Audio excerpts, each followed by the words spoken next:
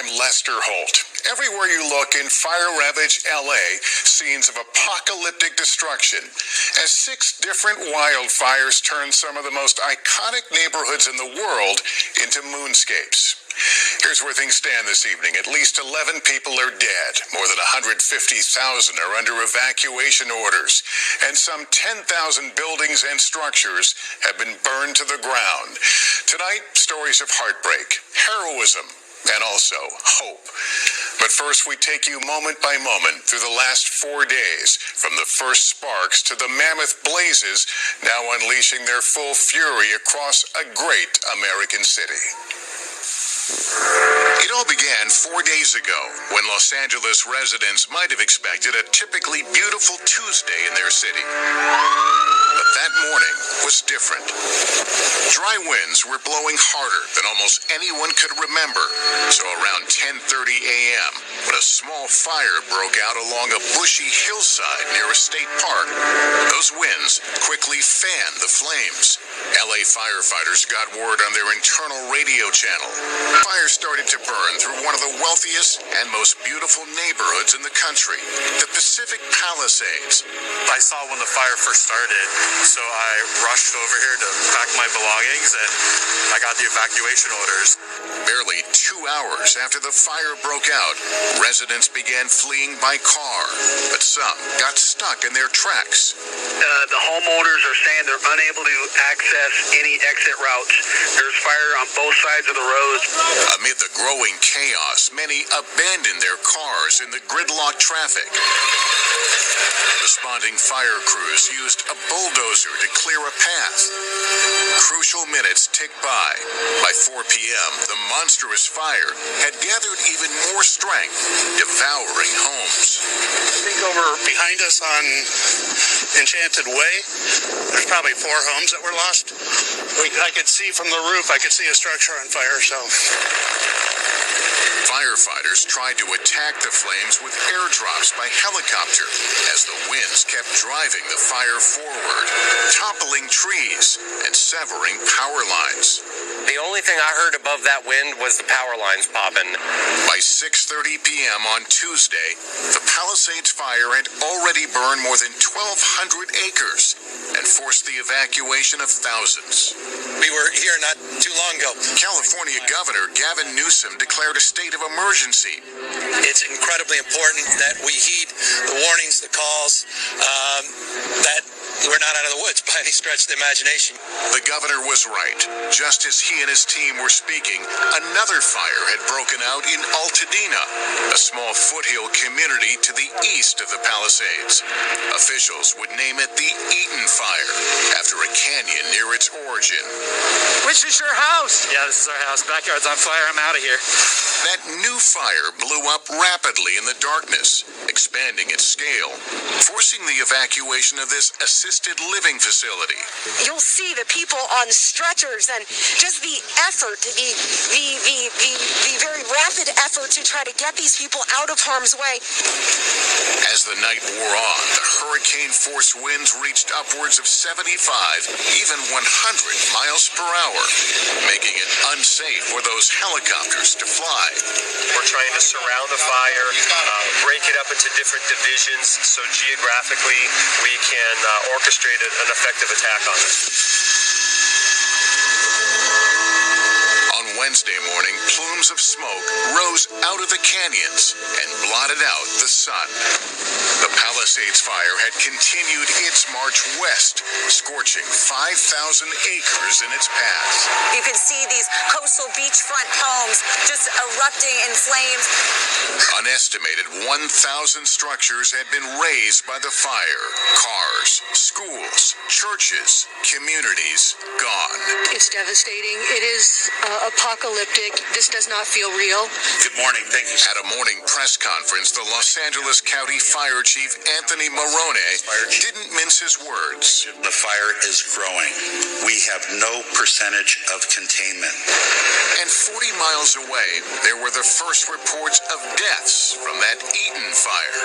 Unfortunately, we have 2 reported fatalities. Tens of thousands of people remained under mandatory evacuation orders. And yet we found people returning to see what the fire had spared and what it had not. Is this your home? Yes. I'm so sorry. How long were you here? My entire life. Yeah, I'm kind of in shock right now.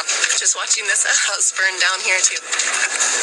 Armed with garden hoses and buckets, people whose homes were miraculously untouched threw water onto smoldering roofs and yards.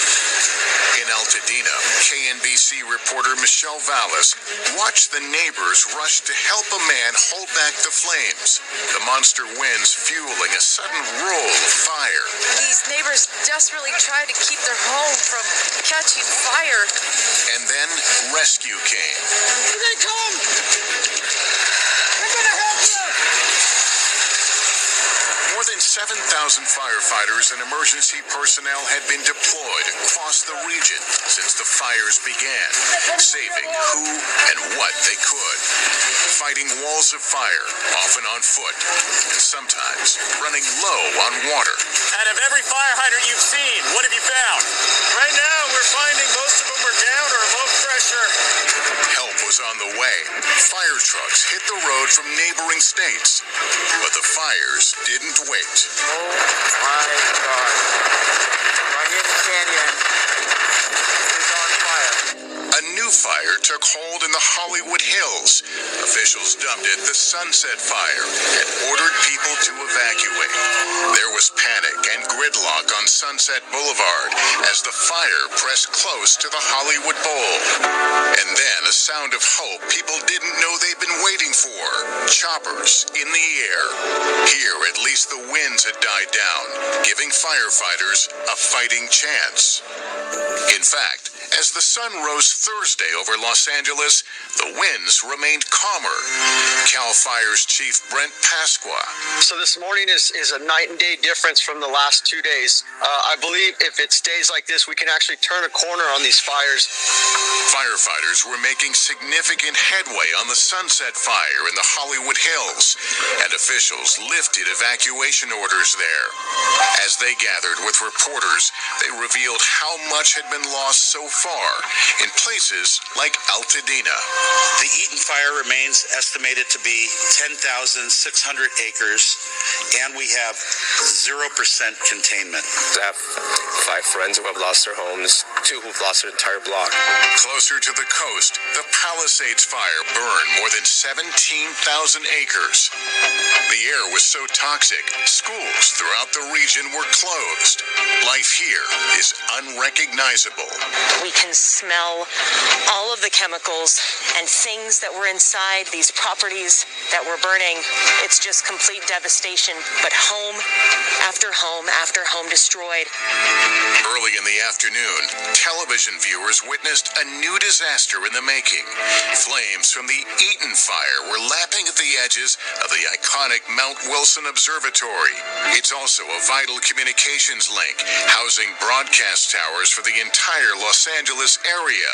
A KNBC engineer was inside that building, offering a lesson in competence and cool-headedness. We've been preparing for this for a couple days now. We're in a good place up here. We've got a lot of assets that rolled in early this morning in preparation for what's happening now. Hours later, the fire had retreated. Late Thursday, authorities imposed a curfew on the 2 largest evacuation zones to prevent looting and called in the California National Guard to assist. But fire, of course, remained the biggest threat, and sure enough, another one broke out, the Kenneth Fire in Bell Canyon. Evacuation orders went out. We keep seeing these fires pop up in different places. If you're told to evacuate, then get the hell out. By this morning, the death toll had climbed to 10 people. And tonight, the cause of all these fires remains under investigation. As Los Angeles neighborhoods continue to burn, people are bracing for whatever may come next.